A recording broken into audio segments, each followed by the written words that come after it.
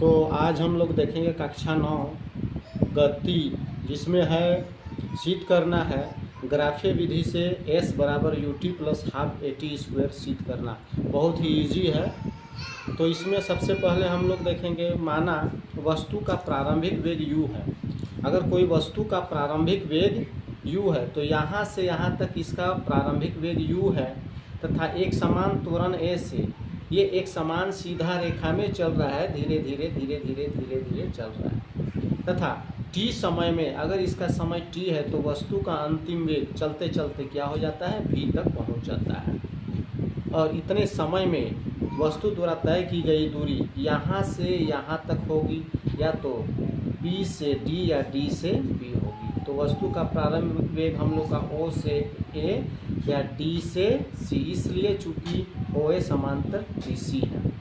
आगे हम लोग तब देखेंगे वस्तु द्वारा तय की गई दूरी जो है, इसमें तय की गई दूरी बराबर होगा,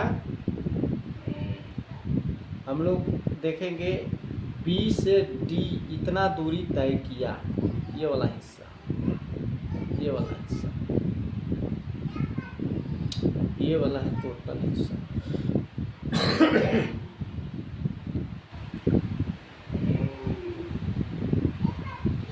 तो लिखेंगे हम लोग समलंब चतुर्भुज, समलंब चतुर्भुज ये OABD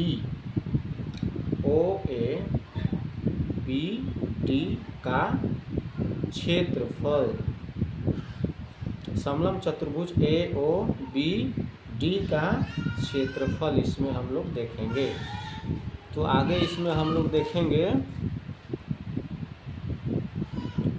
समलंब चतुर्भुज का क्षेत्रफल में, तो समलंब तय की गई दूरी जो है S है और समलंब चतुर्भुज का क्षेत्रफल का सूत्र होता है 1/2 समांतर भुजा का योग गुना ऊंचाई। तो समांतर भुजा हम लोग का यहाँ आप लोग को स्पष्ट दिख रहा होगा, इसके समांतर ये है और ऊंचाई ये मेरा है। समांतर भुजा OA और यहाँ BD, तो S लिखेंगे, तो 1/2 लिखेंगे हम लोग। और समांतर भुजा जो है हम लोग का, समांतर भुजाएं यहाँ पर हम दिखा दिए, OA समांतर DB चाहे BD। तो समांतर भुजा का योग यानी OA आप लिख सकते हैं, OA, और यहाँ OA जो है प्रारंभिक वेग है और B से D आपका अंतिम वेग है, जोड़ देंगे BD गुना ऊंचाई जो है आप लिख सकते हैं OD के समांतर AC भी है, तो OD भी लिख सकते हैं, AC भी लिख सकते हैं, OD भी लिख सकते हैं, AC भी लिख सकते हैं। दोनों में से किसी एक को चॉइस कर सकते हैं, कोई दिक्कत नहीं है। आप चाहिए तो OD लिख सकते हैं, OD लिख लीजिए और OD। अब यहाँ पर आप देख सकते हैं OD बराबर AC, चलिए हम लिख दिए, आप लोग को दिक्कत भी नहीं होगी, बहुत अच्छा लगेगा। बगल में लिख दिए हैं, समझने में दिक्कत नहीं होगी। आगे चलते हैं, S बराबर जो है 1/2। अब देखते हैं O से A का मान, यानी OA का मान, यहाँ पर U है तो U लिख देंगे बेटा, प्लस B से D। देखेंगे B से D यहाँ से यहाँ तक की कुल दूरी मेरा कितना है, V, अंतिम वेग V है, तो लिखेंगे यहाँ V ब्रैकेट बंद गुना OD, O से D आप T बोलिए और A से C आप T बोलिए, दोनों में से कोई भी ले सकते हैं। यहाँ पर इंटू लिख देंगे OD बराबर T, इसमें आपको कोई दिक्कत नहीं होना चाहिए। आगे लिखेंगे S बराबर हाफ U, तो U ही लिखेंगे, प्लस थोड़ा सा ध्यान देंगे, यहाँ पर हम लोग लिख चुके हैं ये जो V होता है, तो V बराबर, इससे पहले सिद्ध कर चुके हैं, V बराबर होता है u प्लस ए टी बेटा, u प्लस ए टी। आप लोग को समझ में आ रहा होगा बहुत ही अच्छा से।